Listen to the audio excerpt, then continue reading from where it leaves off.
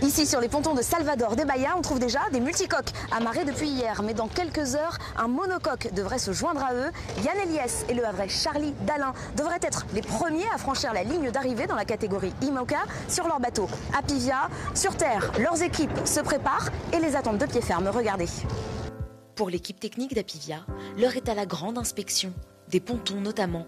La hauteur des quais n'est pas adaptée à l'IMOCA de Charlie Dalin et Yann Eliès, équipés de foils, des ailerons dernière génération. On laisse le foil dépasser et puis c'est tout. Voilà qu'il n'y a pas d'eau. Ouais. L'arrivée d'une transat est toujours un moment délicat.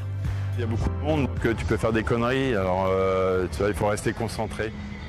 Une fois que le bateau est amarré, ça va, on pourra souffler. Je pense qu'on montera à bord avec Élise pour gérer toute la partie affalage des voiles et préparation du bateau pour la mise à quai. Pour être fin prête, l'équipe récapitule tout le dispositif d'accueil à mettre en place une fois la ligne d'arrivée franchie. Mais ces techniciens savent qu'il faut être prudent sur ce type de course, ne pas se réjouir trop vite.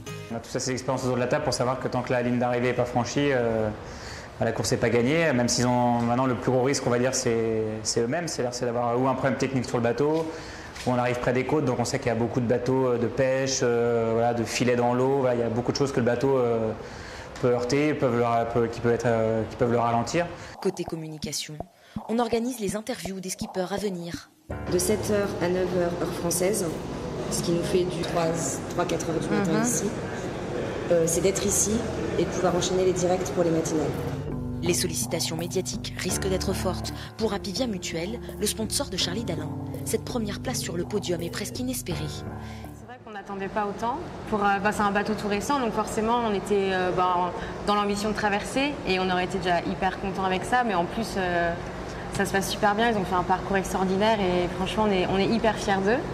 Et c'est vraiment une belle histoire pour même l'interne en fait, tous les collaborateurs ils sont vraiment à fond, ils n'arrêtent pas de regarder la carto, ils nous écrivent des mails tous les jours pour savoir ce qui se passe, etc.